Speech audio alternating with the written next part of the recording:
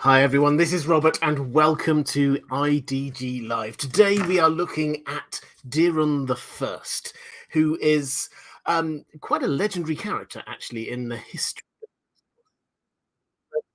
One that we a little bit less about than some of the before in this series. He is the first king born after the Dance of the Dragons.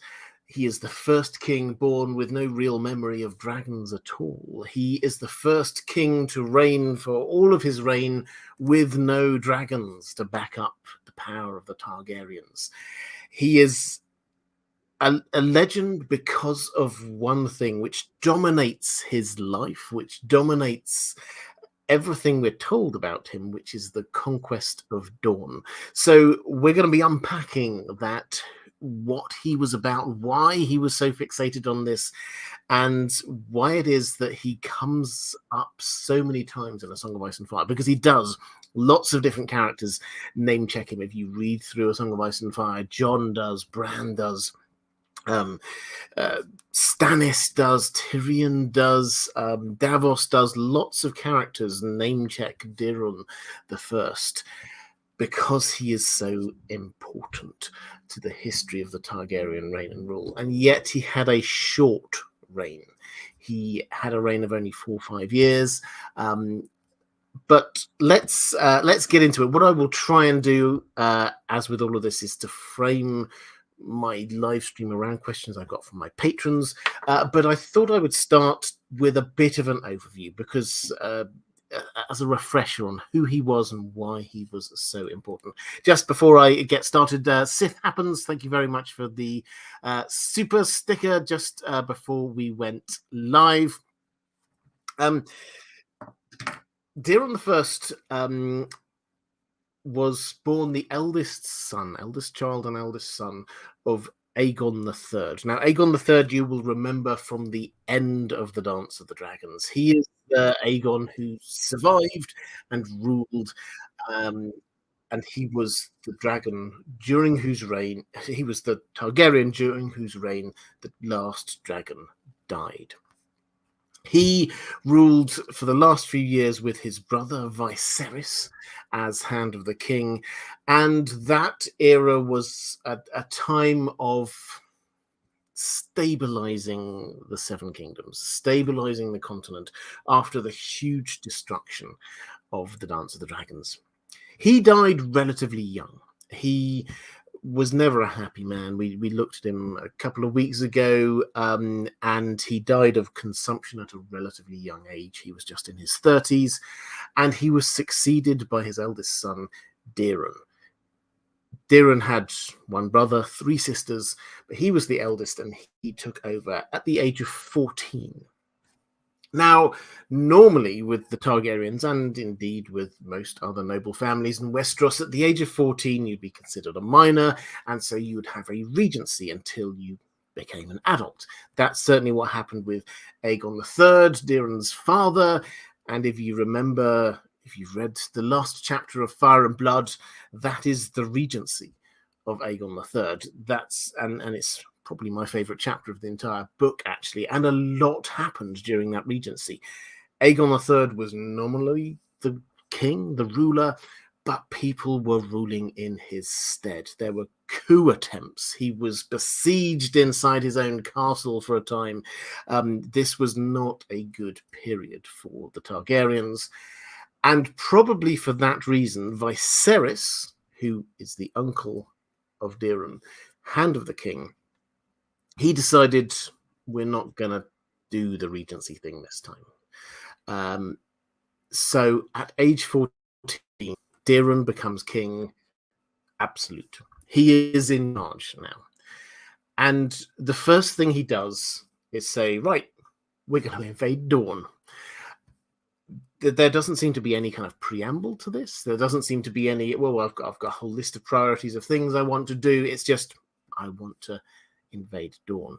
Now, at this point, all of his advisors, Viserys, the Hand, the lords in the council, got together and they said, yeah, great idea. We should invade Dawn at some point. I think that's very good. However, you may well remember Aegon Aegon the Conqueror, and his sister wives, 3 massive dragons. They could not conquer Dawn. Dawn, unbent, unbowed, unbroken, just refused to submit. What makes you think that you can invade Dawn and win when you don't have any dragons? At which point Daeron, and this is the most famous line he has, he says, "A dragon stands before you, him. He is the dragon." So he is now basically saying, yeah, okay, the time of the Targaryens having actual dragons may have gone, but I am the dragon.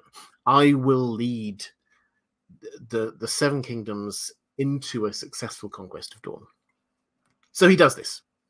And he actually sits down a lot of the time with the, sort of the histories of A Song of Ice and Fire. We're not really told much by way of the strategy of these kind of invasions and things. It's a lot of, and then the dragon went off and burned things down. But here we're told that he did sit down and he did a little bit of strategy. He tried to work out, well, what actually went wrong on the previous times we've tried to do this. And he came up with a plan. And the plan, broadly speaking, was to split his army into 3 parts. There are 3 ways into Dawn. The main way is called the Prince's Pass, the main broad pass through the Red Mountains into Dawn. The second way through the mountains is called the Bone Way. That is a lot smaller. It's got a lot of sentry posts up and down, watchtowers up and down it. And then the third way, obviously, is by sea. There's a Dawn long coastline. And Daeron decided he was going to split his forces. One force, headed by Lord Tyrell, headed down the Bone Way, the Prince's Pass, the main route into Dawn. That's the army everyone could see. That attracted attention. He brought a second force down the Bone Way, but didn't go down the main path there. He went down goat tracks, away from the main path, away from the watchtowers, secretly going through the mountains to get into Dawn. The third part of his force, this was led by Alyn Velaryon. This is how close we are to the Dance of the Dragons, incidentally. Alyn Velaryon was there in the Dance of the Dragons. You may well remember him. He's the brother of Adam Velaryon, the guy who was a dragon seed, a dragon rider, and landed his dragon over the other faces. But Alyn survived the Dance of the Dragons, and he led his navy up to Planky Town, which is at the mouth of the Greenblood River, this river which bisects Dawn. And Planky Town is what I think we'd probably call a floating market nowadays. Lots of flat boats that all come together. They're sort of tied together by ropes, forming this uneven temporary town city almost, with boats that sort of come in and go out again. He brought his navy in, burned it, attacked it, destroyed Planky Town. That opened up the way into the river, up into the middle of Dawn. And we're not told the details of all of the battles, but the Targaryens won, ultimately. And the Prince of Dawn, the Lords of Dawn, accepted defeat. They met, they bent the knee in Sunspear and said, okay, we are now, you're now our liege lord. We are now a part of the Seven Kingdoms. And Daeron stayed there for a while, just to wait for the dust to settle for 6 months or so. There was a serious assassination attempt on him, which he survived, but he headed back to King's Landing and he left Lord Tyrell in charge. Now, the important thing here is that the Lords of Dawn had submitted. They'd accepted the rule of the Targaryens. However, the normal folk hadn't. They had not accepted this. They were not going to be bending the knee to the Targaryens, particularly when the Targaryens had now just the king had left, and we've just got this lord Tyrell. And so they started up again what they'd done so many times before, this kind of guerrilla warfare. And Lord Tyrell, who had been left in charge, would go from town to town, castle to castle, city to city, putting down these little mini insurrections wherever he could. And we're told, actually, by Oberyn Martell in the A Song of Ice and Fire, we're told the story that he reaches one such place, and he had this habit of, when he arrived at a castle, at a stately home, he would kick out whatever lord it is from their bedroom, the best bedroom in the castle, and he would have that room for the night. And he was at this particular place, big four-poster bed, canopy over the top, and there was just like this bell pull to the side. And he wished to have some company for the night, and he rang this bell pull. Little did he know that this had been rigged up as a trap. When he tugged on the bell pull, the canopy above opened up, and scorpions, which had been kept there, all fell down on him, and he was killed. And the uprisings across Dorne started. This was the trigger for it. Across Dorne, the people rose up against the oppressors. Daeron, back in King's Landing, hears about this and says, right, sounds like I'm going to have to go back in again. He heads back to Dorne. And again, they are successful. Again, it's probably not just Daeron himself, Alan Velaryon, again, excellent use of the navy, but he forces the Dornish prince and lords once more to come under a white flag of peace to surrender. But this time, it's a trap. This time, the Dornish came saying they were there to surrender, but then broke their word, killed as many of the Targaryens as they possibly could. Daeron himself died, Kingsguard died protecting him, and that was the end of the conquest of Dorne. He was succeeded by his brother. He didn't have any children. He was still, by this point, he was only like 18 years old. This was a short reign. He was succeeded by his brother, Baelor the Blessed. We'll talk about him next time. But he took a completely different approach to this. And rather than going in and carrying on this campaign, he just went with the full contrition and say, please forgive us, Dorne. We won't do it again, I promise. So Daeron's reign was short. It was successful in the short term in terms of an invasion, but also in the longer term, he didn't hold Dorne at all. It didn't actually work.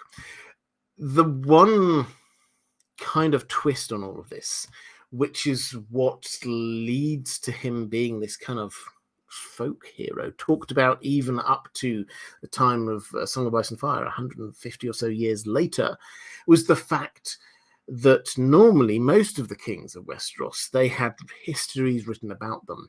Daeron wrote his own history. He, presumably when he'd gone back to King's Landing and he had a few months there after winning the war against Dorne, he wrote a book, a history book called The Conquest of Dorne, which was still being read. We even see copies of it handed around in A Song of Ice and Fire. This was known as the history of what happened there. And as you would expect, Daeron puts himself in quite a good light. He makes himself sound very heroic. He makes it look like he defeated a superior foe with his own wonderful strategy and tactics. His own heroism is shown. He is a hero in his own story, and that is the history which gets passed down generation to generation. We'll talk about that a lot more a bit later. For now, it's probably worth just saying not everyone is in by this. Although children within A Song of Ice and Fire tend to see this is a great, fantastic story, really stirring stuff. We're told that he had an elegant and simple style, which makes it easy for younger people to be reading, but it's also not boring. It's exciting stuff. But the older heads, when we hear what they have to say about it, Doran and Oberyn in Dawn, as well as people like Stannis, they're actually quite dismissive of this. They're saying, well, it wasn't quite like that, was it? That's not exactly what happened. Yeah, that's how he wrote it down, but that's not exactly what happened. So what we have here is one of these meta observations from George R. R. Martin. A lot of the way that he writes these stories, the world that we've got, is playing on this idea of what should we believe? Should we believe lived experience? Should we believe history books? And obviously the answer is maybe a bit of both, but probably not fully either. And here, within the world, he has got a history book that is clearly biased. And we have people opining on it. So that is the story of Daeron I. He shone brightly, but for a very short time. He did the thing that Targaryen rulers had been wanting to do for the previous century and a half, but it didn't last. Ironically, after his death, his brother Baelor's attempts at peace, attempts at undoing what Daeron had done, actually led, in the end, to Dawn joining the Seven Kingdoms. Because what Baelor did was he set up a marriage between his cousin Daeron, who would become Daeron II much later, and the Princess of Dawn, as a peace treaty. But then when Daeron became king, suddenly we have a king with a Dornish wife, and the world looks very different. And they could join the Seven Kingdoms not because of warfare, but because they have shared interests. Maura Lee, thank you. Oh, hi there, Maura. Great to see you. Saying, just a show of love, support, immense appreciation for your 3 channels, stories, and fabulous merch. Thank you also for making me again a part of your wonderful team of mods. I am honored. Well, thank you. And moderators, I think all of my moderators over from my previous channel are now moderators here. If I have missed anyone, it's purely my oversight, but do let me know. And let's give an early shout out to the moderators. If you are watching this and if you're enjoying it in the chat, could you just show a little bit of love to the moderators, because they do an absolutely amazing job. So thank you very much. Maura, question from Sith Happens. Thank you so much. Saying, with a Middle Ages type population, at least 50,000 people died. Dawn reluctantly joined with huge concessions and repercussions. Was this the best way? Could it have been better? So, yeah, although estimates within these stories are quite vague, what we're told is that in the initial invasion, 10,000, we're not told the Dornish losses, but we're told that from the Targaryen army, which is not obviously all Targaryens, this is people taken from the Stormlands, from the Reach and other places. 10,000 died in the invasion. In trying to suppress the insurrections that happened afterwards, in trying to keep hold of it, another 40,000 died. So yes, 50,000 people died during this conquest. Was it the best way? I mean, first of all, was it a lot of people? Yes, clearly that's a lot of people. Was it the best to bring them in? I think the answer is just by looking at what happened. Did this work? Is this what actually brought Dawn into the Seven Kingdoms? Well, for about 6 months, yes, it did, but not in the longer term. What actually brought Dawn into the Seven Kingdoms in the longer term was time, family, friendship, and peace. and shared interest. Um, we often try and sort of overanalyze George R. R. Martin to say, is he trying to make some kind of point with this? I don't think that he's that kind of writer, but it's very clear that here in this moment, trying to invade Dawn, which the Targaryens did several times, did not work. Peacefully trying to draw them in fact, not even trying to draw them in, but peacefully coming to terms with the Dornish did work. It's worth pointing out, I guess, that this wasn't just a random thought from Daeron that, hey, I invade Dawn. This was the bit of unfinished business from Aegon's invasion. This was the thing that would have been nagging away at the Targaryens all the time. When and we saw it actually in House of the Dragon, really quite clearly. If you saw the crown that Viserys wore, it had the sigils of the great houses around the outside, and one of the sigils was the Martell sigil, the sigil of Dawn, the sword, the spear, and the shield. And you have to ask, and lots of people asked at the time, why is that? Because Dawn wasn't a part of the Seven Kingdoms during that time, the time of House of the Dragon. Why is it there?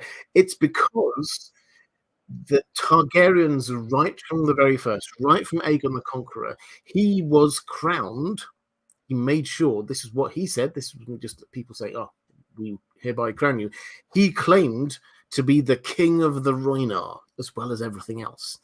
He claimed to be the king of Dawn right from the beginning, even though he knew that he tried to invade Dawn and they kicked him back out. And he tried again and they kicked him back out. Despite that, he claimed the title of the king of Dawn, even though no one in Dawn recognized that he was the king. Even every time he tried to go there, he'd lost. He took the title King of Dawn. All the kings, the Targaryen kings after him, took the title, the King of the Rhoynar. So this isn't just like on a whim, Daeron decided, hey, let's invade Dawn. This was him going, that's the thing that was missing from Aegon's invasion. That's the thing that he tried to do, that he desperately wanted to do and didn't succeed in. So this is a bigger mission here for the Targaryens. And from that perspective, Daeron dreamed big and then just crashed and burned. From a sort of a much more metapolitical, geopolitical perspective, he tried and failed just like Aegon did. But from the Targaryen perspective, yeah, of course he would try and take it. Buck1 Andy, thank you so much for the super sticker. I hugely appreciate that. Andrew K saying Daeron the First has many parallels to Robb Stark for me. Young dragon, young wolf, both had strong but brief impacts and great military accomplishments. So young. Yeah, absolutely. So Robb Stark, I mean, although on the TV show we obviously have that image of what he looks like, in the books he's 15, and we're told or shown again and again, particularly through Cat's eyes, because Catelyn, she's looking at her son and she's constantly thinking, my son's 15. Is he up to this? Can he really do this? He's taking on the mantle of being a king, he's leading armies into battle, and yet he's 15. Daeron was roughly the same age. He was 14. So Daeron probably wasn't, when he was launching his invasion of Dawn, he probably wasn't even fully grown. So that's the kind of age that we're looking at here. But in terms of the similarities between those two characters, that they burned bright, they won a lot of battles, but they lost the war. And then at the end, fundamentally, they were betrayed. Yeah, there are definite similarities between the two. I think that's a really strong point. Have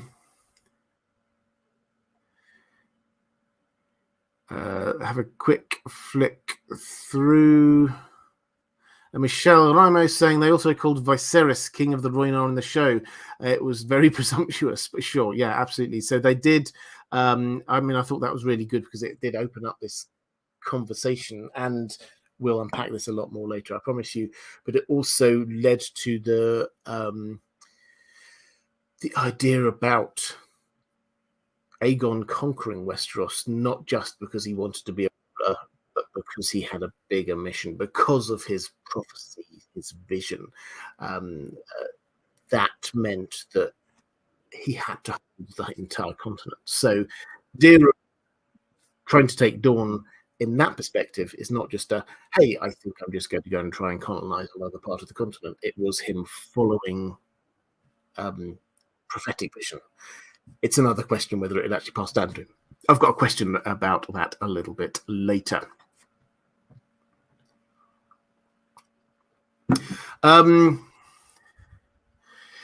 Question from Jay saying, hey, Robert, here. Can you give some more depth about the domestic or geopolitics about the Dornish conquests? The Free Cities supported Dorne? What were the positions of some of the rest of the noble houses of Westeros? Well, talking about this invasion here, you have the Targaryens, who are rulers of the Seven Kingdoms, but not Dorne, basically. So they are in charge of Westeros. The army, we're not told all, it's the honest answer, we're not told all of the geopolitics about all the different parts of the Seven Kingdoms at this point. But the army that we read about basically is from the Reach and the Stormlands. Now, this is not a surprise because they're the closest to start with, but there has been a long period of enmity and ongoing skirmishes between Dawn and the Reach and the Stormlands.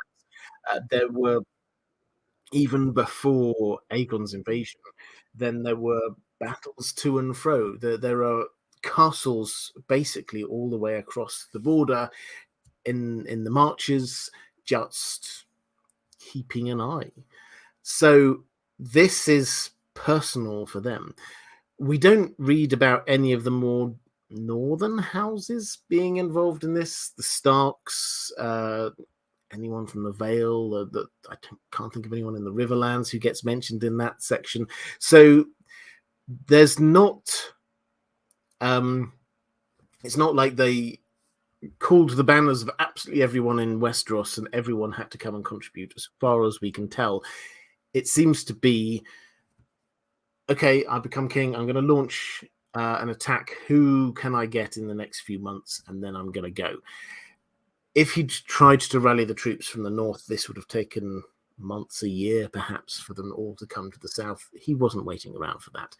Now, does that mean that the north were opposed to it? No, we don't hear anything about it. Probably, as is the case most of the time, the north just carried on, just doing its thing. The south can... Yeah, we'll pay homage to the king when we have to, but the south can worry about itself.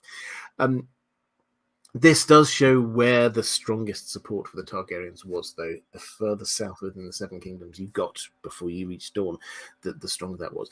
In terms of the wider world, we do get a little bit more context in the World of Ice and Fire about what's going on with the Free Cities, because as has been the case a lot of them, the narrow seas, particularly the Stepstones, there were a lot of pirates and sometimes privateers.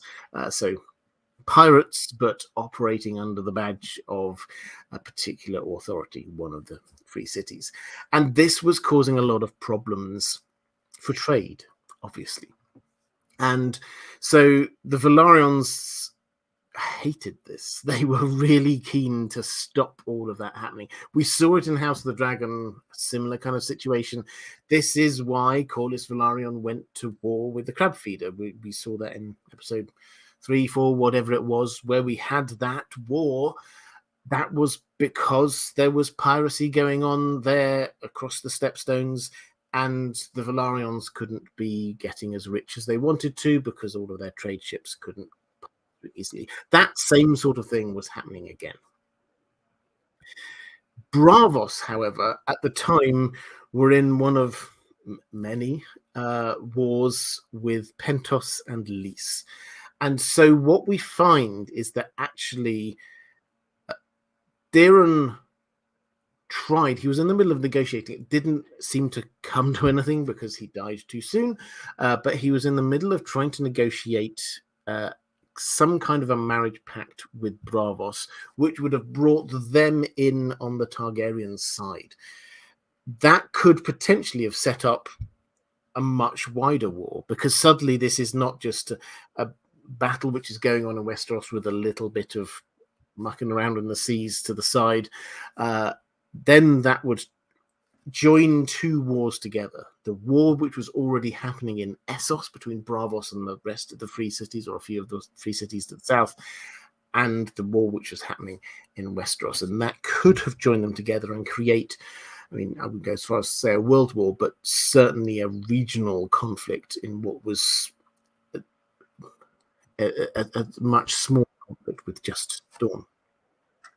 So that was what was going on there. That, however, obviously dissipated with Daeron's death.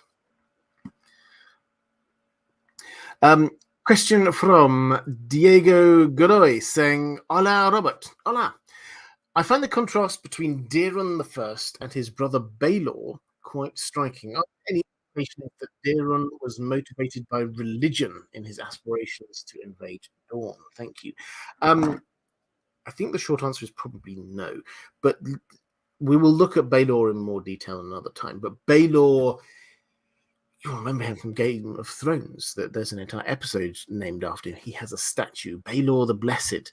Baelor was probably, the way we would call it now, is pretty much a religious fundamentalist for the faith of the Seven. He was a septon. He'd actually qualified as a septon in the faith of the Seven. He was not probably expecting to be king because his older brother was king. Daeron was king. Daeron presumably would have children, and so Baelor was not. He wasn't brought up thinking he was going to be king. He was a septon, and he proactively pursued religious policies. Now, some of the things we know about, he initiated building the Great Sept in King's Landing. He banned prostitution as it was immoral, and then went the extra step and basically imprisoned his sisters to prevent them from ever marrying or sleeping with anyone or anything like that. He himself tried to stay pure. He fasted for weeks on end. He was very, very, very focused in on the faith.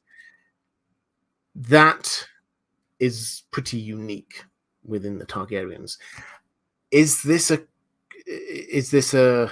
thing which he was shared with Daeron? We don't hear anything from Daeron about him having this a faith at all in the faith of the Seven. The working assumption we have for most Targaryens is that there are Valyrian gods that they seem to follow less and less over time, but they, as of Jaehaerys I, they believe themselves above the worship of the faith of the Seven.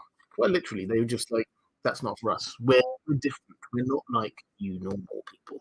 The rules do not apply to us. We're from the Valyrians.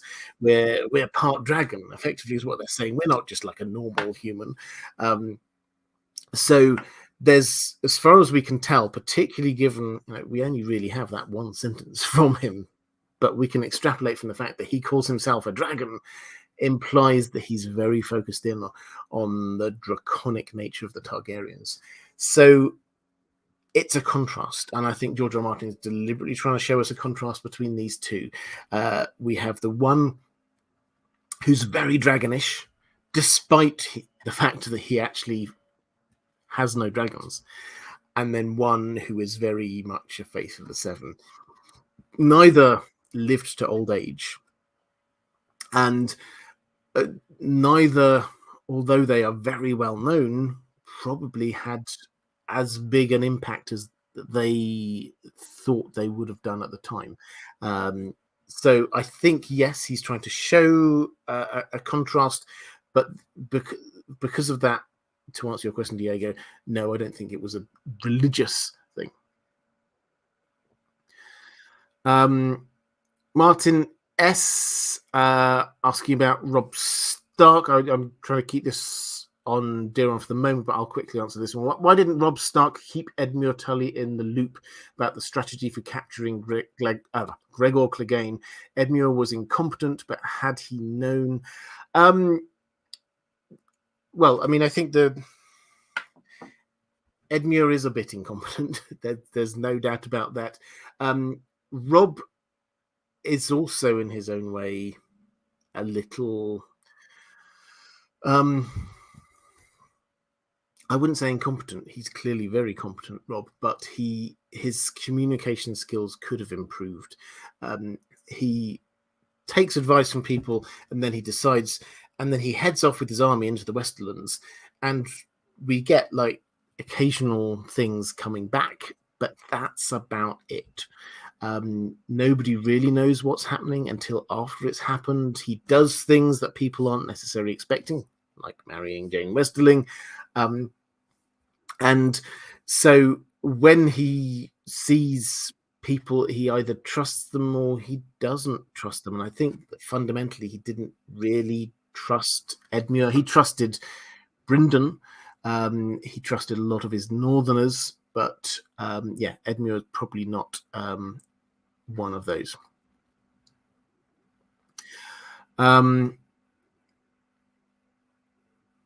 Carl Karsnark saying religious zealotry can be or has been seen as a form of madness or irrationality as well. One person's prophet is another person's lunatic, to which I say, why not both? Crazy doesn't mean wrong. Well, yeah, and I think George R. Martin, this is a point well made. George R. Martin is not putting people up and saying, this is a bad person, this is a good person. He is presenting something as if it's history and allowing us to draw our conclusions from it. And most of the characters George R. Martin portrays, you can see various shades of grey in. King of Imps saying, hey, Robert, hey, you've mentioned in these live streams that there is a succession crisis in almost every generation of Targaryens, but this seems to stop from Aegon III until the Blackfire rebellions. Is there a reason that the throne passes smoothly, as far as I can tell from World of Ice and Fire, from Aegon to his sons to his brother? Had Westeros just had enough of succession crises after the dance? Had the precedent of male preference primogeniture finally taken root, or was it something else entirely?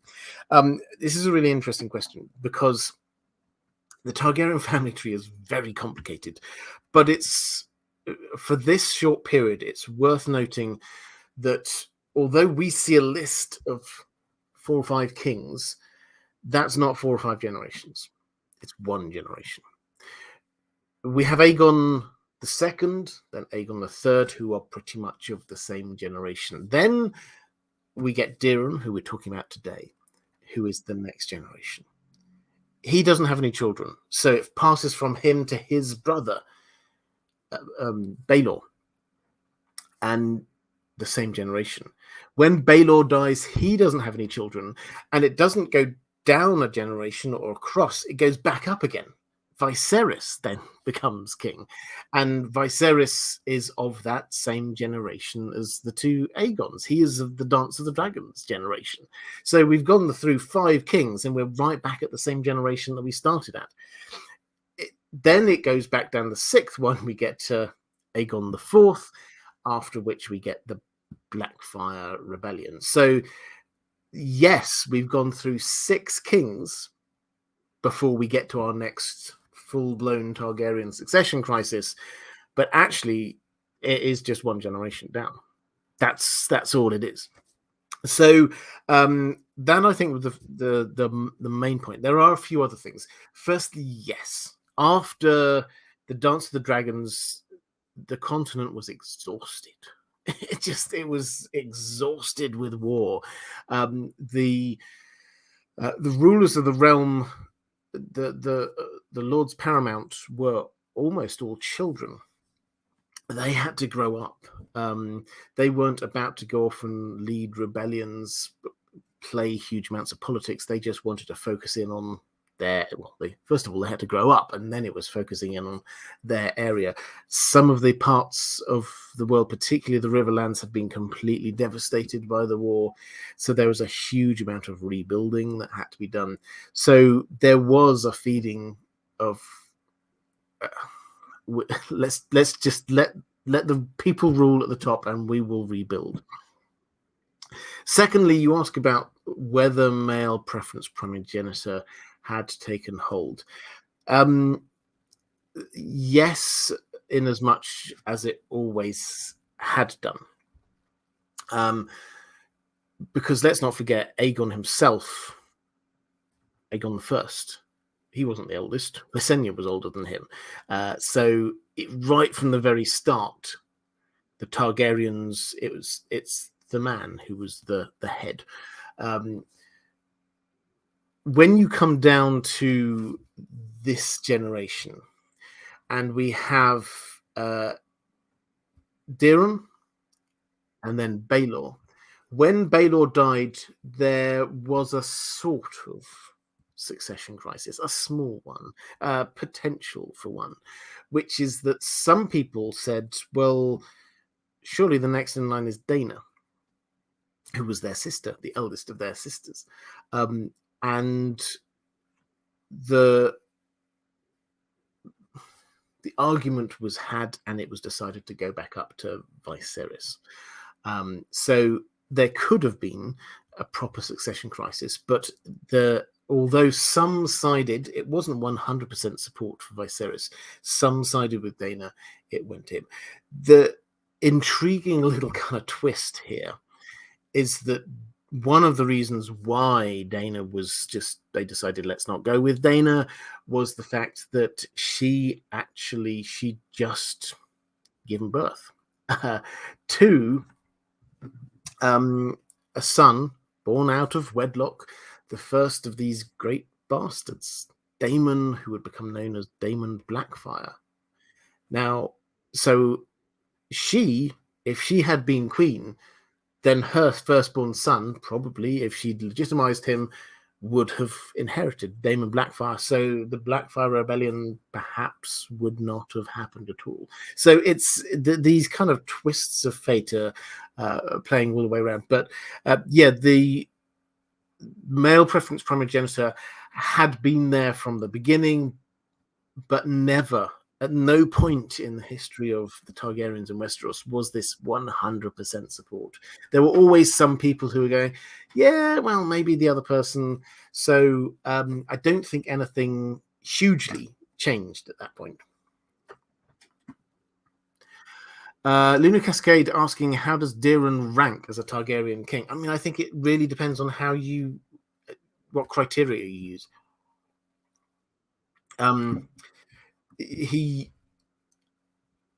He's one of the best remembered, and if you read The World of Ice and Fire, then he gets a very positive write-up, it has to be said. But if you're looking for who had a legacy, what was his legacy? Well, not much.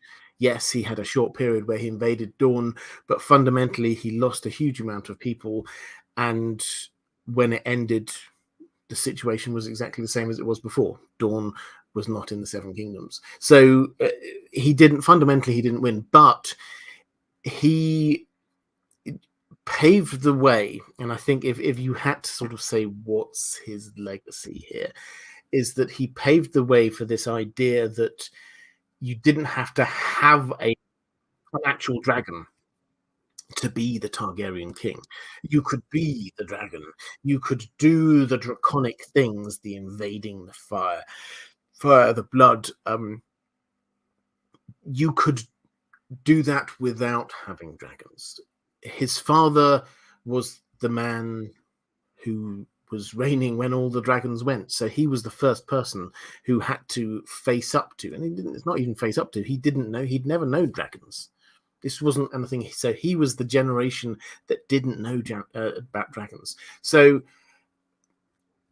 probably you could say that his legacy was the mindset shift from Targaryens rule because they've got dragons, and if you say something that they don't like, then they'll just send some dragons at you, to Targaryens rule because they're the kings and they can be the dragons themselves. They can impose imperial will by themselves without having dragons to back them up.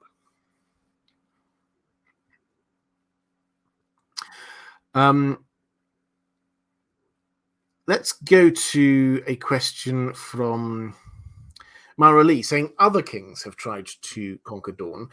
Why does Daeron's invasion make him so famous? Why does Jon Snow consider him one of his heroes? And Jon does. We read this, it's a couple of times it comes up, and Jon talks about how when he was younger, then this was one of his heroes, and he remembers running around with Robb playing when they were children, shouting out, "I'm the young dragon, and I'm invading Dorne." And these were the stories, the games that they used to play as children. So why is he remembered so fondly when others, perhaps, that other invasions perhaps aren't? And I think the answer is because he wrote the history. It's as simple as that. He wrote the history book that is still being read 150 years later. Now, if he had, and he wrote it well, which is just as important, because if he'd written some kind of dusty tome, then time later, there were other history books. There's like I think it's called The Lives of Four Kings. There's a very famous one which covers Daeron the First, Daeron the Second, or Daeron the First, Baelor, Viserys, and Aegon. That time period that was used by the Maesters, but people were still handing around the copy of Daeron's book, The Conquest of Dorne. And it was accessible and it was easy to read. And so this was the thing that people would remember. It had great stories. The way to get remembered fondly by history is to write it. I think Churchill had a famous quote is that I intend to be remembered well by history because I intend to write it. That's the I probably slightly butchered that quote, but that's the feel of it, is that if you write your own history, you will be remembered well. And there was nobody who wrote a history that we know of against that interpretation.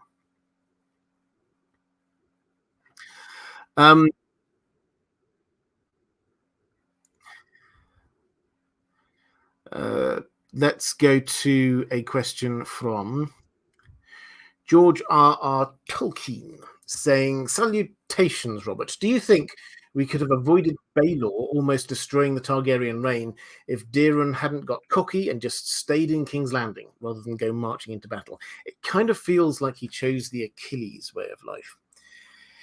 The historical figure that George R. R. Martin does mention when he's talking about Daeron the First actually is Alexander. I think the feeling's exactly the same as what you're saying there. But it's this idea of this young person who just goes forth and conquers all before him, but perhaps without much thought of ruling and what might follow afterwards. Alexander conquered most of what for him then was the known world, but then the moment he died, it just broke down into pieces after him. His generals and family just kind of like split the empire. So that's the kind of feel that George R. R. Martin was going for here. This general who is crazy successful, but that's just a short-term thing. So the question is, if he'd stayed at home, and therefore not been involved in the fighting, would this have saved everything from Baelor from happening? And the short answer has to be yes. The only reason that Daeron died, as far as we can tell, is because he was there personally. He didn't have to be there personally. When the Targaryens were flying dragons, then yes, they had to be in battle. But later on, the Targaryens had reached the point where they did not personally, the kings did not personally have to go out. Aerys was fighting a civil war, sending his army off here and there. He never left. This Aerys II, the Mad King, he never left King's Landing. Rhaegar was allowing a civil war to be going on around him. He stayed in his Tower of Joy. He didn't head off. The Targaryens themselves later on realized that the king did not have to be there anymore. Daeron clearly felt that he had to be there. He clearly felt that he had to be heading up this invading force personally. So he is probably the last Targaryen king to have that approach. The Targaryens, there are many later Targaryens who were good fighters and did get involved in battles. Obviously, Rhaegar himself in the end did get involved in the battle. But in terms of how they put down the different Blackfire rebellions, for example, the Daeron II didn't personally get involved in any of that. Aegon V personally wasn't getting involved when we had the War of the Ninepenny Kings. He sent off Dunk and various other people to deal with that. This was not a thing that the Targaryens felt that they had to be doing personally. So he's almost like the pivot. Yeah, Daeron. He's the last one who feels that he has to personally go in and lead from the front, which does give kind of echoes of Robert Baratheon, it has to be said. He led from the front in all of the battles that he was in. He felt that this would, it's not that he felt it, it was just who he was. And I think that's the same feeling with Daeron, is that it's not that he sat down and thought, shall I go there? Shall I not go? I know I'm going to send an army there, but do I really need to be? He seems to have just said, right, I'm going. It's who he was. He was going to go and lead this army. So, yes, if he had stayed back in King's Landing, then probably Baelor would have just been a rather eccentric member of the Targaryen family who has very religious views, but he's not ever going to get into power. Daeron probably would have had children who would have inherited after him, and we'd had an entirely different history. But that wouldn't be Daeron. Daeron was not that kind of person. It wasn't a choice he made. This was just what he did. Andrew K saying there's also a legacy at play. Daeron I seems to take a view like certain Hellenistic heroes, eternal legacy, reputation versus a safe life on the sidelines. Yeah, absolutely. So he saw himself as the hero, the embodiment, and I think the Achilles thing is a good George R. R. Tolkien saying the Achilles way of life. Yeah, he felt that he should go and do this himself. Kaziglu Bay saying, what was the small folks' opinion of Daeron? Did he share any characteristics with future Daeron? So he was loved. As a great heroic king. The irony is that although we've been highlighting the difference with his successor, his brother Baelor was also loved for different reasons. Baelor would be doing great acts of charity out of his religious zeal. It's not all bad stuff with Baelor. He did a lot of good stuff as well. But what we don't have huge amounts of information about Daeron, but he generally, the people seemed to like what he did. And when his body was brought back from Dawn, we're told that people wept. So that implies there was an emotional attachment to him. It implies that people cared, and they were obviously devastated when he died. With the way George R. R. Martin uses the small folk is often as a way to try and sort of show, not in a kind of a looking down on them, but just like, this is just like the simple way of looking at life. What's actually important here? What, they want food, they want protection. What do they want from a king? Yeah, they want someone to cheer for. They want somebody that they can root for, that they can get behind. And that is the thing which Daeron tapped into. The kings which are not liked, the rulers are not liked, are the ones that prevent the small folk from what they want, and who almost always hide inside the Red Keep. The kings that are generally perceived as being bad very rarely travelled outside. The Aegon the Fourth, Aerys the Second, the Mad King, Rhaenyra even, they all stayed in the Red Keep. Aegon the Third's another example, staying in the Red Keep, not wanting to go outside, not wanting to engage, not wanting to do things. Daeron was very visible, and that did make him popular. John Potts saying historians are always going to write that the people wept at the king's death unless they were really unpopular. Yes, but there is a with this that we do actually have a bit of evidence. I would agree with you, particularly. So the Maesters seem to be, for example, Jaehaerys fanboys. The Maester who wrote Fire and Blood seems to be a Jaehaerys fanboy, and he writes about when Jaehaerys died, they were even weeping in Dawn. It's like, almost certainly they weren't weeping in Dawn. I mean, Dawn isn't a part of the Seven Kingdoms at that point. Where on earth would they be weeping at the death of a king of another country? But here we do actually have a bit of external evidence that may well have happened.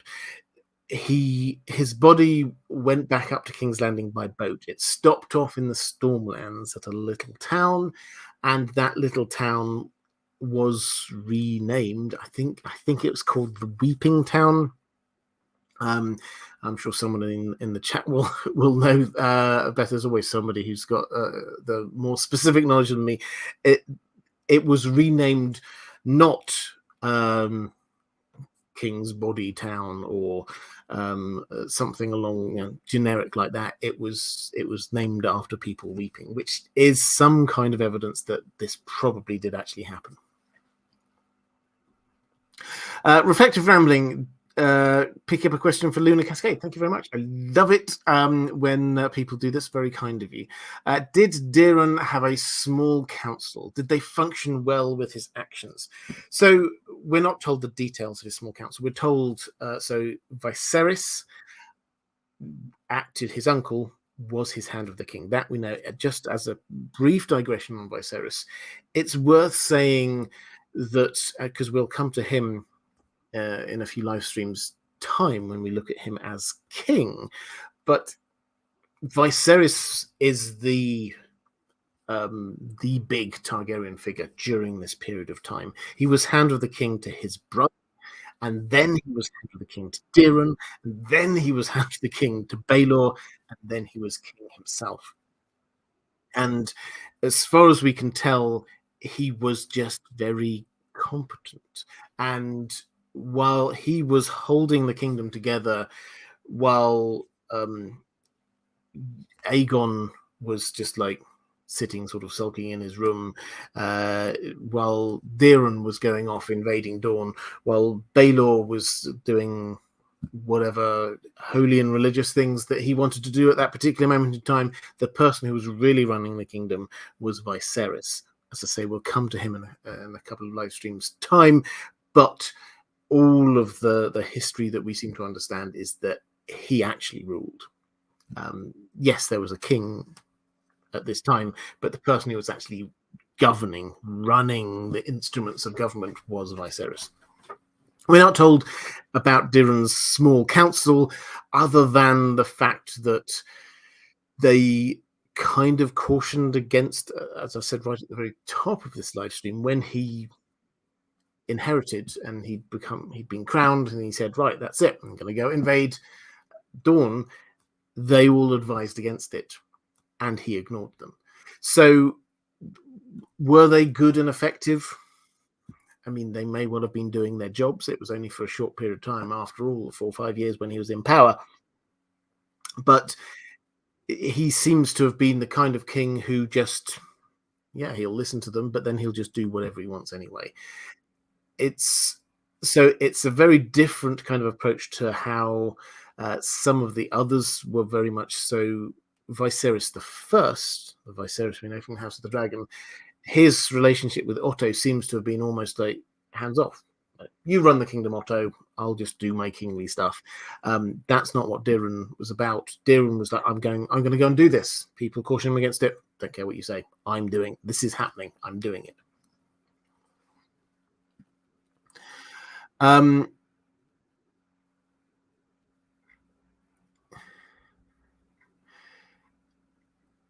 Shelley J in the chat saying, my southern accent is mentally strong with this one. I always hear Daeron in my head. It's worth, I have to say this every now and then, it's worth just emphasizing there are some fantasy writers who care passionately about how you pronounce the names of their characters. George R. R. Martin says, pronounce them however you wish. So I will have ways of pronouncing any of George R. R. Martin's characters. There are ways that have sort of passed down now from TV shows and various things into our understanding of how these things are pronounced. But George R. R. Martin fundamentally doesn't care. And if you want to say Daeron, if that works best for you, then that is absolutely fine. So I do not worry about it. He will not care. And if he doesn't care, then I don't think we should care too much.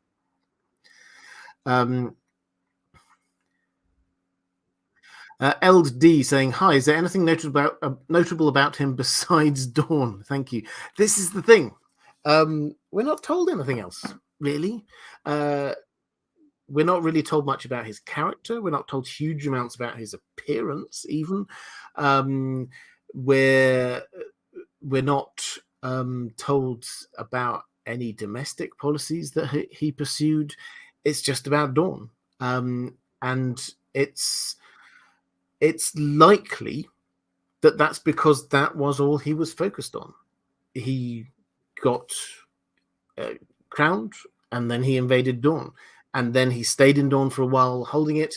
Then he came back up to King's Landing. Then he had to turn around and go straight back again. Then he was killed. And that was his reign.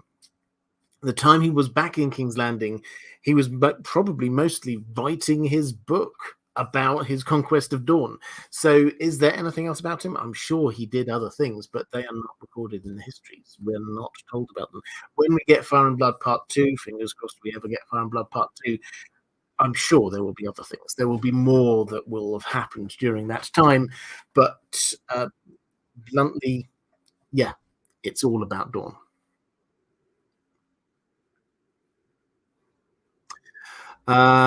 Shelley J saying, as we've discussed, I definitely defer to you on a niece. Yes. For those who have been long-time viewers of this will remember that I used to pronounce a niece in a slightly different way. And having heard myself, I decided to change it. Let's go to Uniquely Stella saying, hello, Robert. Was Daeron the first Targaryen to refer to himself as a dragon when he gave his famous response, you have a dragon, he stands before you? I find him fascinatingly hubris and yet admire his ambition. What's a dragon to do after the dragons are gone? Try to accomplish what dragons couldn't, and then, most importantly, write your own memoir. Yeah, absolutely. In terms of, was he the first to refer to himself as the dragon? On a sort of a quick flick through and preparing for this, I couldn't see any direct, and if in the chat, please do point out if there are any direct quotes from Targaryen saying, I am the dragon, before this. But they were referred to as the dragon. So, classic example is Aegon the Conqueror, who was known and is referred to, I don't know, probably a dozen or so times in Fire and Blood as Aegon the Dragon.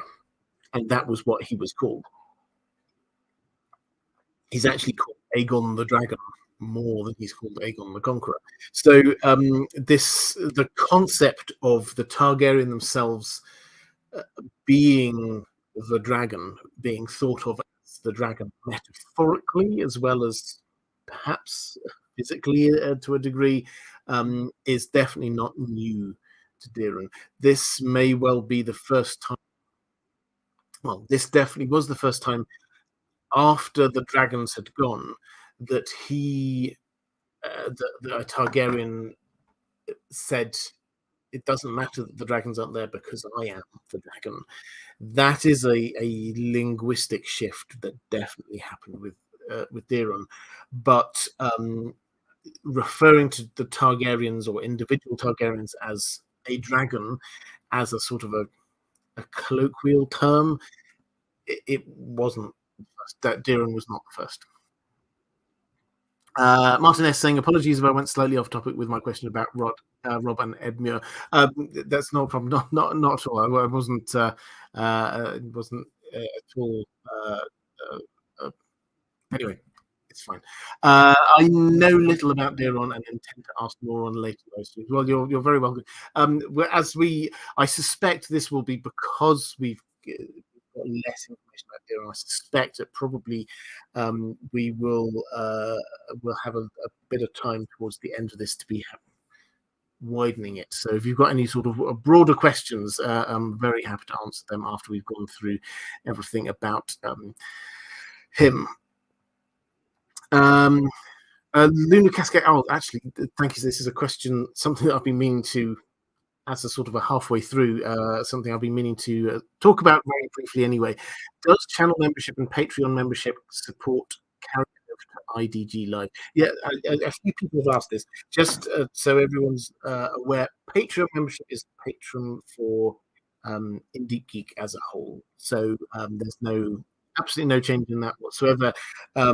Patrons, thank you.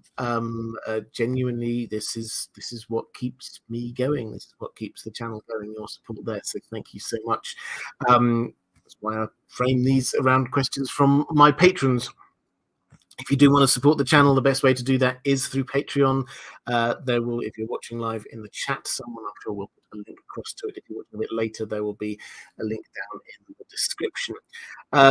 So that's completely untouched. In terms of channel membership, so channel membership is not, I don't really push channel membership. It's sort of, for those who don't even know about it, some of you will probably see somewhere on my homepage a little thing that says become a channel member. That's really aimed at people who, for whatever reason, don't wish to go over to Patreon. I completely understand that. It's a lot easier just staying on YouTube as a platform. So I created that allowed that on the main channel. In terms of sort of benefits there, the main thing is just for live streams. That it sort of highlights your name. It also gives you free super chats if you've been a channel member for a while. So that's the main thing there, but it's just a way, if you wish to support this channel, it's a way of doing that. So they're still there as channel memberships of the main Deep Geek channel. If you're wanting for live streams on the new channel, if you're wanting to get your name highlighted, it makes it more likely that I will see it in the chat, because the chat does sometimes get through very quickly and I can't see everything that goes through, but I'm more likely to see stuff there. If you want free super chats, then yes, by all means, bring it across. So cancel it on the main channel, put it on this one. That's it. If you're just wanting to support the channel, it makes absolutely no difference where that is. But really, there's no need to become a channel member on both channels. Thank you. That would be very kind if you thought of that, but there really is no. So that's the situation with that. Let's go to a question from Travis. You just got this one just before, just in the nick of time. Actually, I know you weren't sure whether you would get it in. What changed in Dawn such that Aegon and his sister White were repeatedly unsuccessful in conquering Dawn, but a 14-year-old boy could in under a year? which is a really interesting question, and it's leadership. Is the honest answer. The people, the normal Dornish people were exactly the same. The Dornish people did never submitted to Aegon the Conqueror, and they never submitted to Daeron when Daeron invaded. So that was all the same. The only difference was that under under Daeron, when Daeron attacked and they reached Sunspear, the capital, um, the nobles and the Prince of Dawn came out and said, "Okay, hands up, we accept that you've won," and they allowed it. What happened in when Aegon, and this was actually Rhaenys, this was not Aegon himself. She landed in Sunspear, and it was completely deserted. And so she went to the throne room, and there was the Princess of Dawn at the time, known as the Yellow Toad, really old woman, and she just said, "So it's only me here, and yeah, you could kill me if you want to, but the reason why no one else is here is that the moment you go, everyone will just pop back up again. They're hiding. They will reappear, and you can burn this place down, and they'll be in hiding, but then they'll come back again, and they'll rebuild it, and it will just carry on." And her view was that, we'll just never bend the knee. That's just something we'll never do. So the difference was not that this was easier to conquer Dawn. It was that the Dornish leadership changed. They obviously had a change of heart, because the second time when Daeron came in with his army, that's when they kind of betrayed him, did the dirty on him when they were having these peace talks. But they could have just done the same thing that happened under when Aegon and his sister wives attacked, and the same thing would have happened. So as much as we might laud Daeron for his successes, you could say actually Aegon had the same successes. He burned down castles, he destroyed things from the air, but he didn't manage to break the spirit of the Dornish. Daeron never managed to break the spirit of the Dornish. So this idea of him as this great battle leader, yeah, he did win battles. Yes, he did do really well, but he didn't fundamentally bring the Dornish on side. And you could not fundamentally bring the Dornish on side by fighting them. It had to be done, it turns out, by being their equal partners, by sharing interests, by actually being friends. Andrew Case saying, does also seem with the actual dragons was not much strategy at play in the Dornish conquest. Daeron the First seems to take time to properly strategize with his initial conquest anyway. Yeah, I mean, that's a fair point. It's one of the few times that we get like a proper strategy meeting that seems to have happened. How do we get, what went wrong last time? This is like a debrief that why didn't it work last time? What could we change for next time? And he did go through that strategic thinking, and it does seem to have succeeded. It's probably worth saying that it's not there doesn't seem to be any strategic masterclass going on here. I don't think anyone seems to suggest that. It's just that he was good at winning battles. Sending a navy round to destroy Planky Town that's the obvious thing to do. Trying to get into Dawn and evade their watchtowers, yeah, good, sensible, competent, but it's not crazy genius move. Sending the Tyrells down the Prince's Pass, pretty standard. So yes, he did think about it. Yes, he was good and competent as a leader, a war leader, but you don't read anywhere. It's noticeable that for all of the lauding him as this great hero, you don't read anywhere he was a strategic genius. That doesn't seem to be what happened. Maybe tactical, maybe inspirational in the battlefield, but not so much on the strategy, I don't think. Question from 444. Saying, "Hi, Robert. Was Daeron just an ambitious young man who wanted the conquest of Dawn to finish what his ancestors started, or was he motivated by Aegon's prophecy? Or maybe the prophecy was gone by then." Morally also asked, does this need to invade Dawn have anything to do with the prophecy of the importance of the Seven Kingdoms unified against a possible threat from the north? So I said we'd come to this. This is the biggest new bit of lore knowledge information we have that came from House of the Dragon. This idea that the confirmation that Aegon invaded because, at least partly, probably mostly, because of this dream, this vision he had of the threat from the north and the others. And this seems to, although even on the show, it seems to have not a fixed form. The heart of it is that the Targaryens that they're destined to save the Seven Kingdoms, save Westeros, but they have to rule a unified continent, which means that Aegon's conquest was intended to take over. This was why he was over everywhere. This was why he was so intent on taking Dawn.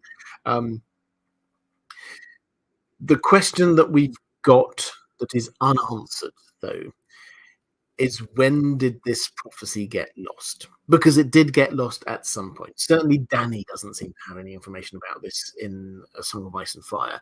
Rhaegar seems to have needed to rediscover it in some way, going through some old scrolls.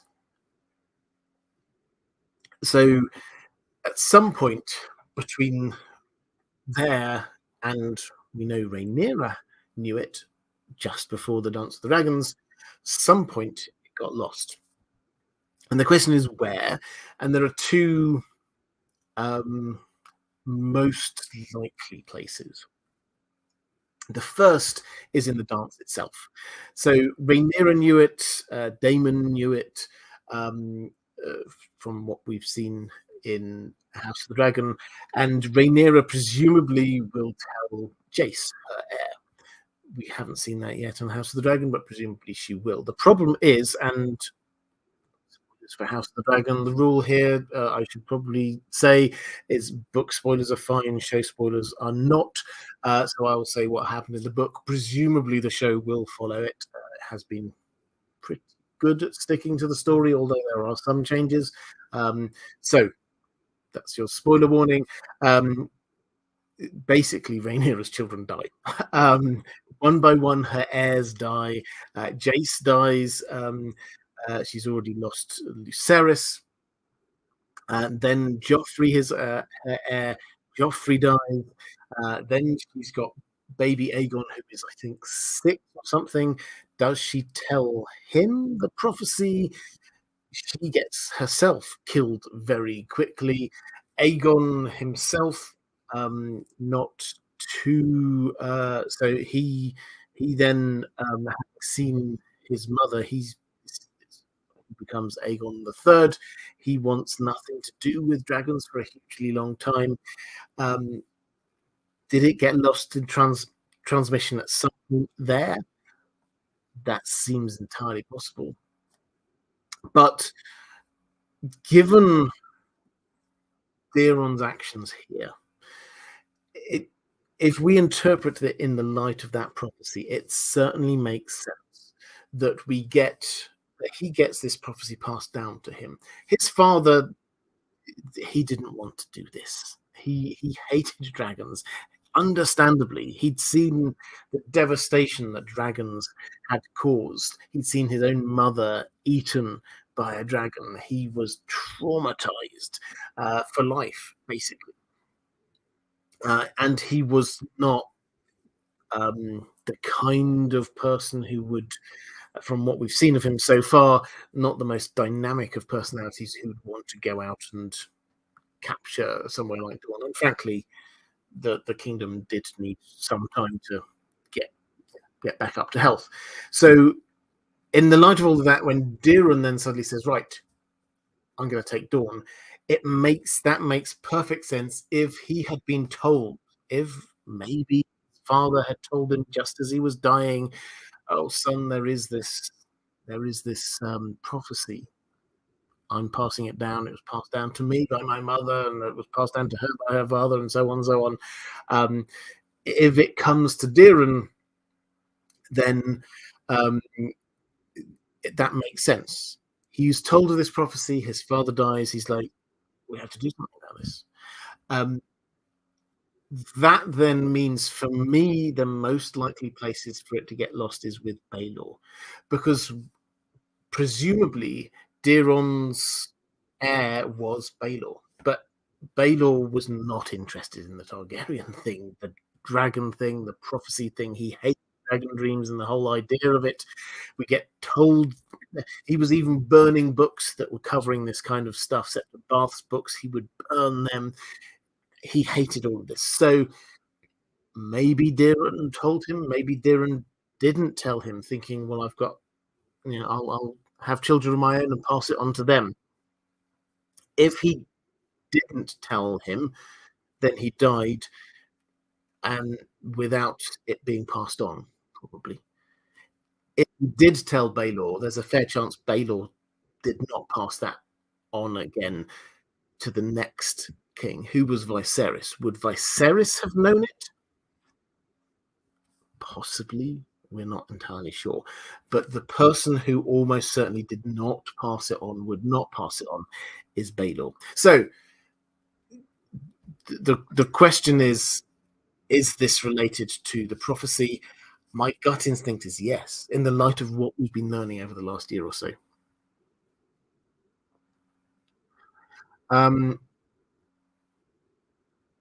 Lady Pushkin's saying, when in fact, if someone hatched an egg and it imprinted on someone, they could be a dragon rider. Yeah, we're not told that all of the details. Oh, yeah, this is the second part saying, do you think that there's an assumption that only Targaryens can tame dragons? There is, I mean, tame is the wrong word. You'd never tame a dragon. But in terms of bonding, which is what you're talking about here, getting the dragon bond, we're not. The problem we have is a lack of information about others being trying. What we do know is that this is a magical thing. This isn't a physical. You have to be like draconic in some way, because when we come down to Dany, all the way down, Dany is at most 1/8 Valyrian. At most, probably, if you go back and look at it, probably even less, which we can see through all of the family tree. She's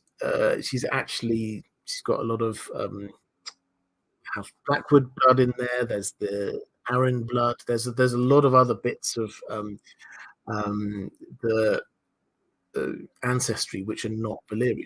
So she's the maximum 1/8 Valyrian.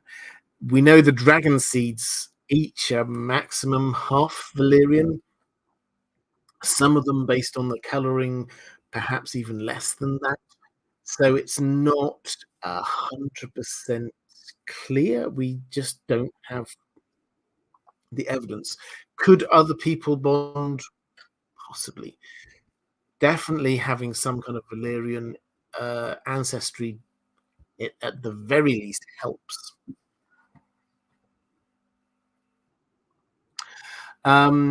Let's go to a question from Caius Ballerina, picking up for Luna Cascade. Were there any specific houses that allied themselves with Daeron? If so, which and why? Well, again, Daeron is about the conquest of Dawn, and the houses that we're told that were involved in that specifically were the Tyrells and the Baratheons.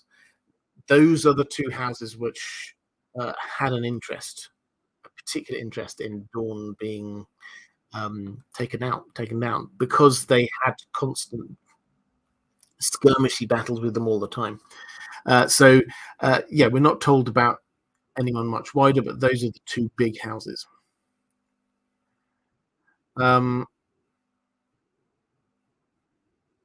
Let's go. I've got one more question from my patrons about Daeron. So now's the time to put any final Daeron questions into the chat, and then I will open it up for any other wider questions for the last bit of this live stream. Maura saying, when did Dawn finally become fully a part of the Seven Kingdoms and under which ruler? So this is Daeron II. Now, I teased this earlier in the live stream, that it was the unintended consequences of Baelor's attempt to end this war, this attempt to bring Dawn in, that led to Dawn becoming a part of the Seven Kingdoms. So, which is a slightly confusing sentence, apologies. But basically, the way that the headline history here works, you get Daeron the First, who invades, causes huge amounts of damage, loses. When Baelor takes over, he's like, we need to say sorry. He does. I've said he's hugely religious here. He walks to Sunspear barefoot through the desert, across the stony ground. He walks barefoot for weeks and weeks to meet with the Dornish prince and beg forgiveness. And as a part of this, he sets up a peace treaty. They get a peace treaty. He sets up a peace treaty, and he marries off his cousin, a young cousin, also called Daeron, to one of the Martells. Now, he almost certainly didn't do this thinking, hey, that guy's going to be king one day. But he did become king one day. When we get all the way through to Daeron, now Daeron II comes after Aegon IV. So this is where the Blackfire rebellions come. He is the king who was there through a lot of the time of the Dunk and Egg stories. He's that when Blood Ravens, the Hand of the King. Daeron II is the one who was the true king, in inverted commas, while Daemon Blackfire was rebelling. He was married to a Dornish woman, a Martell. And he then started filling his court with Dornish people. He built another palace for the Targaryens on the border with Dawn, Summerhall. And they, through a process of peace and diplomacy, that's when Dawn came into the Seven Kingdoms. So the seeds of all of this were sown all the way back with Daeron the First and his invasion.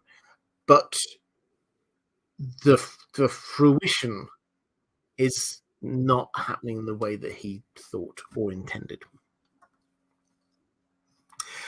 Charis Ballerina picking up for Michelle Raimo. What's the relationship between Daeron and Aegon IV? If they were close, it would explain Aegon IV's thoughts about Dawn and wanting war. Well, we're not told much. In fact, I don't think we've got a particular line about this. So, Aegon IV was Viserys's son, which makes him cousin to Daeron. Now, Aegon IV, when we get onto him, if you imagine a sort of Henry VIII figure, that's the kind of feeling that we've got here. He was known as Aegon the Unworthy. He's already quite a factor in this story by Daeron's reign, because he had been sleeping, or in Baelor's reign in particular, he'd been sleeping with Dana Targaryen, who was another one of the siblings there. and Baylor had put them all in this what was called the maiden vault. He basically locked them up so that they couldn't marry, sleep with anyone, or anything like that. But Dana managed to evade that, and she and Aegon had a child out of wedlock, who became Daemon Blackfire. What's the relationship between Daeron and Aegon? As far as we can tell, just a bit of Scrugsies, whatever. We will, I'm sure, learn more in Fire and Blood Part 2, should we ever get to that. But Daeron was just so focused on doing his thing, I think he didn't even really think about that.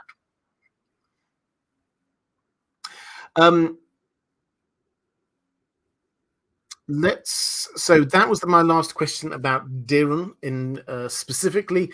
Now I'm going to, if you've got any more questions, now is the time to drop them into the chat. Happy to flick through them. Pushkins say the dead Blackwood weirwood tree where the ravens gather. I assume we are blaming Bloodraven for this and the motive for killing it. Well, for those who don't know, this is Raventree Hall, which is the home base of House Blackwood. House Blackwood are a fascinating house, one of George R. R. Martin's favourites. They're an ancient house. They were originally in the north. They are from the First Men. They're worshippers of the old gods. They got pushed out of the north millennia ago by the Starks, but they set up home in the Riverlands, and they worship the old gods. If you look at a map, incidentally, of Westeros, of the Riverlands in particular, you will find, although we think of like the old gods are worshipped north of the neck, south, then they're not. There is this kind of arc in the Riverlands of places that are still kind of old godsy, and you will find that it's got Raventree Hall, House Blackwood. We've got the Isle of Faces, and we've got 2 or 3 old stones as well, 2 or 3 other places that are very old godsy, just in this kind of arc. Anyway, so House Blackwood has in the grounds of Raventree Hall a weirwood tree, and this is, I think the word that is used is immense. Jamie sees it, we see it through his POV. He basically says this dwarfs the one in Winterfell. This is bigger than the Winterfell weirwood tree. It's huge, but it's dead. Now, it's been dead for a long time, a very, very long time. Every evening, the ravens settle there, and every morning they fly off. This is why it's Raventree Hall. They all gather in there. This, again, very old godsy feel to it. They, House Blackwood, blame their rivals, House Bracken, saying the Brackens poisoned the tree. This was a long time ago. Did they? It's possible. It's possible that they did. Should we blame Bloodraven for it? Well, Bloodraven is half Blackwood, which is the link here. So he comes from Raventree Hall. That's where he will, if not grown up all the time, certainly that's where his mother was from. The tree died a long time before him, so I don't think we can connect him with that. But what we can definitely do is say that this is certainly some place of power of some kind for the old gods, with the link with Bloodraven, with the Raven Hall being there, Raventree Hall. The word link is incredibly strong there. I think at some point we will learn a little bit more, but I don't think we can blame Bloodraven. The idea of Bloodraven killing weirwood trees doesn't quite hang together for me. Martin S., Was there ever some foolish superstition about bonding dragons, similar to how people fear the wit animal bonding in Robin Hobb's novels, or some fear Perrin Aybara's wolfling in Wheel of Time? Um, so, was there ever any foolish superstition about bonding dragons? So, this is more about skin changing. There is, and I've talked about this several times. When you're talking about the wit, that's in Robin Hobb's series, the Farseer series, which I personally recommend. And for anyone who's not clocked the links between those two, they are incredibly strong. Song of Ice and Fire and the Farseer series. Um, and they're writing buddies, Robin Hobb and George R. R. Martin. They started writing those two stories at the same time. They shared, I think, as an editor. They talked about the stories as they developed, and the links between them were incredibly strong. Um, in that there is clearly what they call the wit, which is skin changing, having a bond with an animal, and being able to into that animal, sort of inhabits the animal spiritually, with your soul going in there. That is frowned upon by people in that world. Skin changing is frowned upon by people in the north, in Westeros. So that's the same thing.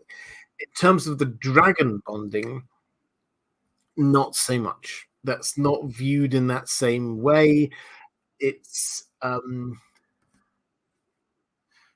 probably partly due to the fact that dragons are bigger and scarier, and there are more important things to be concerned about with somebody who is bonded to a dragon than whether or not that is just like a dirty thing. The Valyrians were always at the top. The dragon riders were at the top of society. So this wasn't seen as something which is low and dirty and almost subhuman, which is what skin changing often was seen as. So no, I think is the short answer. I don't think it's because of a perceived difference between skin changing and dragon bonding in particular. I think it's simply about who the people are who do it.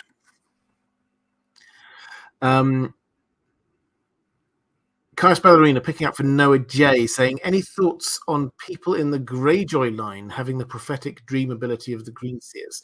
Well, so yeah, there's Euron.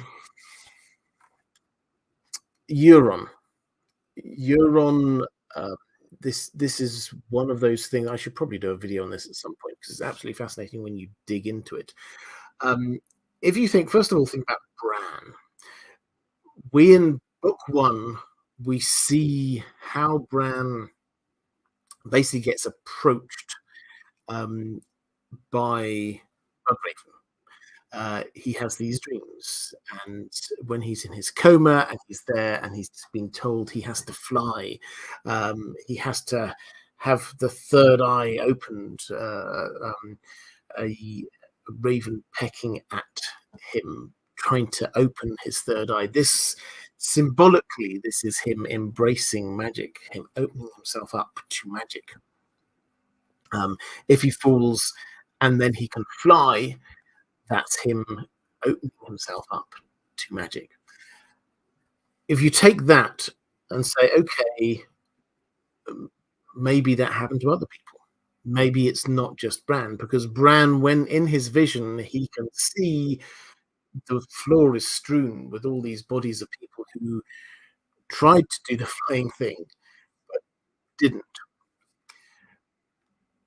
So if we take the idea that perhaps Bloodraven or some other powerful Greenseer may have been doing this not just for Bran, but across the piece, trying to find people with this ability, then we go across to Euron, and we get this fascinating set of links. First of all, his sigil, personal sigil, is the crow's eye. Very kind of heavily linked in with what that vision would have been. Then he even says, when I was a child, I had a dream of when I was falling and trying to fly. And again and again, we get these kind of echoes of it.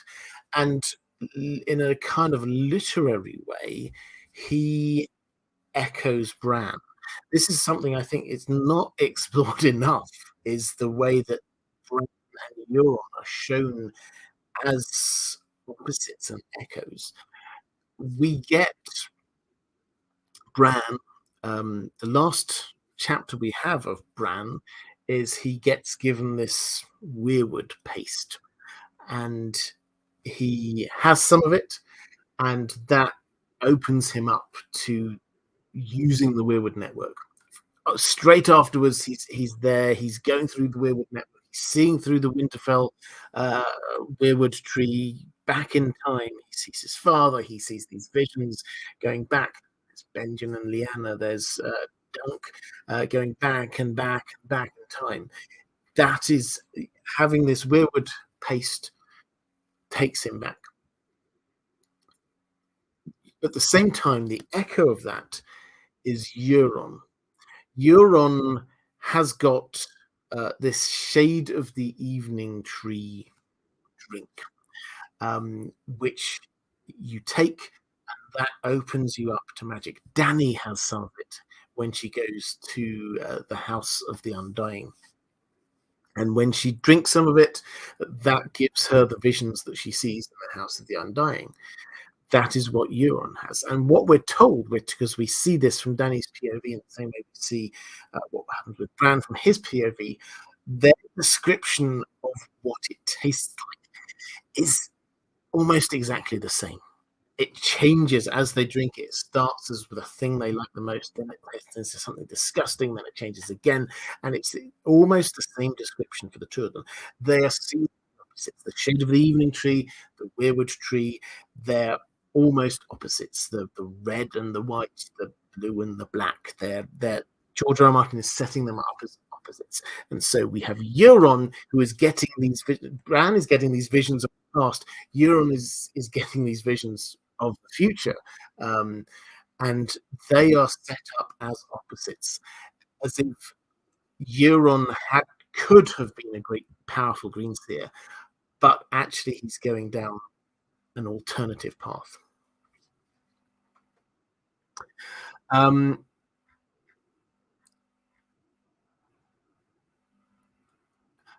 So Lady Pushkin's saying, no, I didn't mean that. Sorry, I didn't word it well. As in the ravens that gather. This is Blood Raven. It could well be. Sorry. Yeah. Apologies. I misread it. Then, at Raventree Hall, is it Blood Raven down to Blood Raven that the ravens gather? Personally, I don't think so. I think there may well be a link that this is a magical place, and that is why it helps that. Blood Raven comes there, and that's why there's a massive weirwood tree, and that's where there's all the ravens. But Raventree Hall, the name of Raventree, the sigil, these predate Blood Raven a lot. So I think it's not that he causes it; it's that they are both caused by something else. If that makes sense.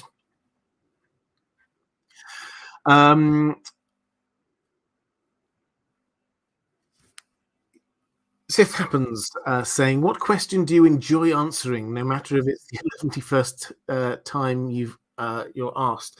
What question do I enjoy answering the most? That's an interesting one. I don't know. I think I don't think there's one question in particular that I would say, oh, I hope they asked me that. I think for most live streams, I do think if I've not got something from my patrons, questions often cover almost everything I want to talk about anyway. But sometimes there's like, oh, I hope somebody asked me about that. If there's a thing I particularly want to say, I think I mean, if I had to pick one thing, I love the kind of questions about George R. R. Martin and sort of across to Lord of the Rings with the John. George R. R. Martin is writing John as if he's Aragorn. this great returning king who is going to save the world and rule over it.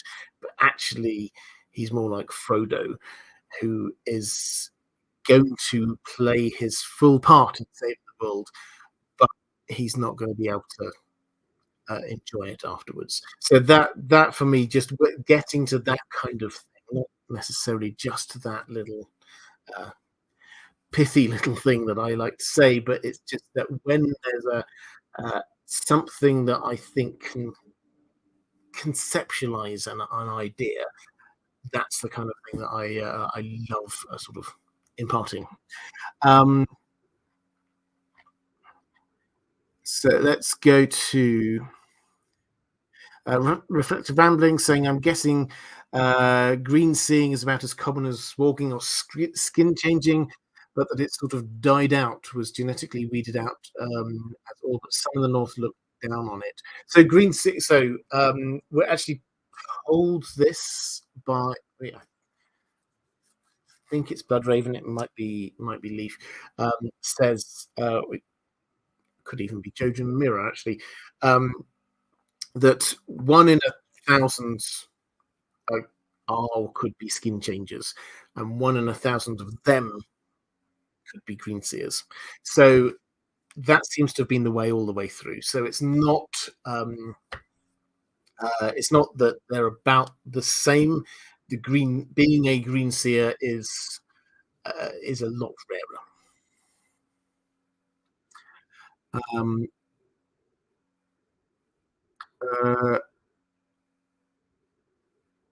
Oh yeah, reflective rambling saying favorite question. Anytime we give you an excuse to talk about footy or Tom Bombadil. Yeah, I love talking about Tom Bombadil. I do love talking about football, but this is rarely relevant to the live stream I'm on. Agree Weirwood saying you missed Sebastian Holden's super chat. Sorry, Sebastian. Hi Rob. Any Daeron echoes to Rob Stark? I love to the mods. Yes, I did. I talked about this actually a little bit higher in the stream a little bit earlier. So apologies if you missed that. The headline is yes, there are a lot. It was somebody, might have been Andrew K actually in the chat, who was highlighting this.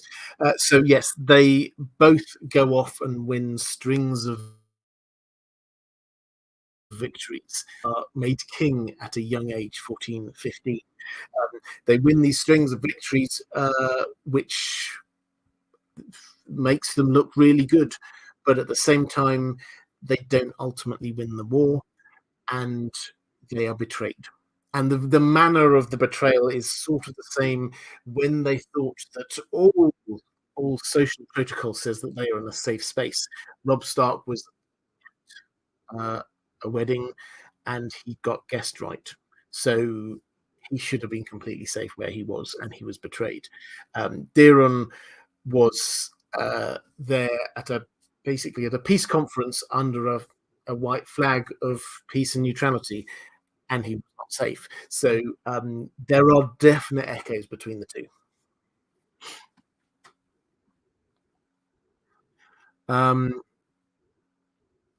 Lady Pushkin says, when Bran wogs into a raven, there's another woman long dead there. Part remains, so it makes you think of all the others. Yeah, so that was that's almost certainly one of the children of the forest who's in there.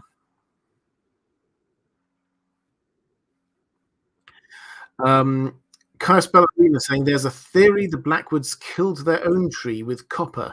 They're seen nailing coins to trees, and that is toxic to plants.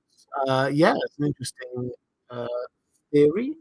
I think weirwoods are different to most plants. What weirwoods seem to need to survive is connection to the wider weirwood network.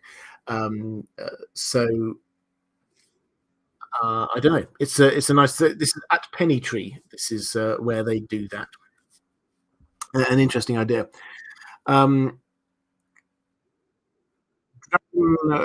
Charis saying Fagon seems to set a similar bar to Daeron in trying to prove himself. Doesn't need dragons because he is one himself. So yes, this is in the Song of Ice and Fire. Fagon claiming to be Aegon the Sixth. He's trying to prove himself. He doesn't need a dragon.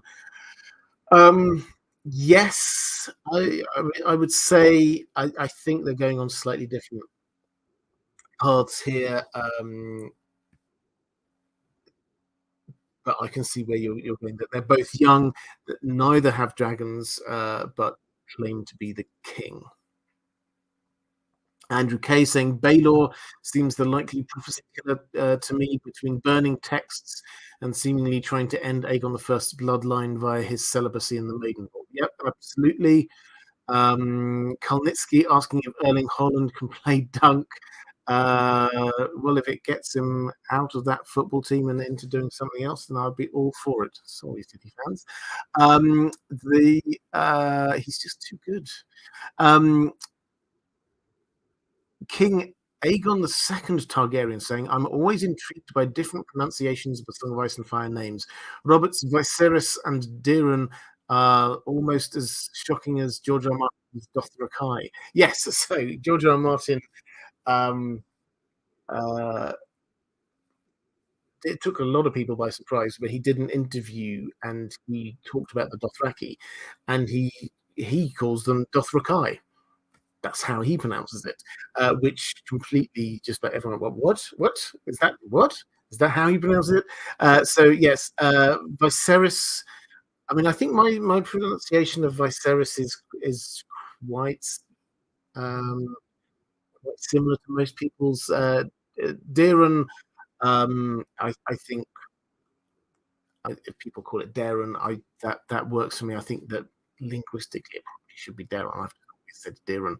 Um, Uh, okay, so having a quick flick through LD, how did the Tyrells and Dornish deal with the bad blood over all the Scorpions once Dorne came under the Targaryens? So this is the Scorpions who killed Lord Tyrell, who we used to kill Lord Tyrell. How did they deal with the Black?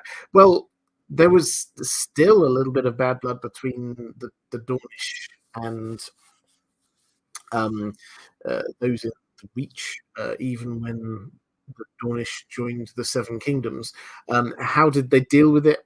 I think they just let bygones be bygones.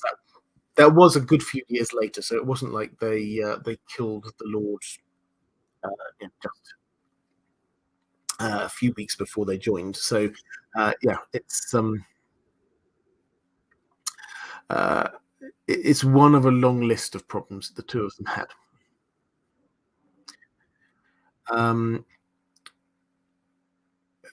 Let's having a quick flick through.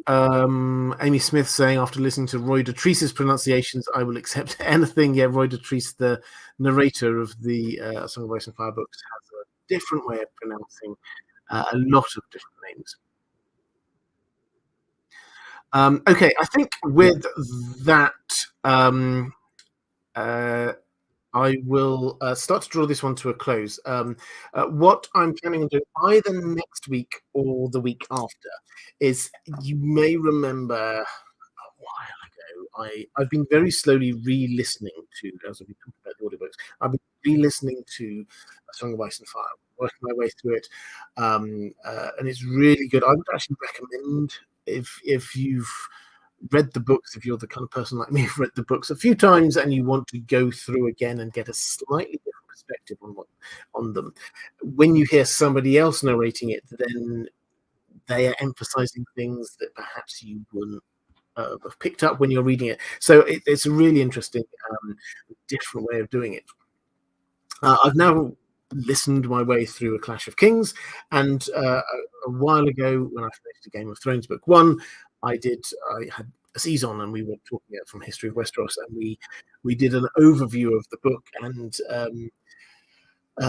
just did an open Q&A on that, and a lot of people really liked that. So I'm going to do the same. Aziz will come on. I don't know whether it's going to be next week or the week after. We will do that. But we're also going to carry on this series on Targaryen kings. So we've got Baelor next, and then we've got Viserys. We talked a bit about both of them in relation to Daeron, but look at them separately after this as well. And then we'll carry on, also going through the characters in the Fellowship. Lord of the Rings stream. We'll look at Gimli next, who is one of the most underrated characters in the Fellowship, I have to say. Okay, who haven't I thanked? I thank my patrons, moderators. Thank you so much, actually, the chat. Anyone who's been doing some excellent questions in the super chat, I hugely appreciate it. But I will be back next week with a live stream, possibly on Baylor. If you are watching this back a little bit later, they will be appearing somewhere around here. A link to other live streams that I have done, they will be appearing somewhere around here. A link to my Patreon page, which is the best way to support this channel if you wish to do so. So that's all for this time. Take care, everyone, and I'll see you again soon.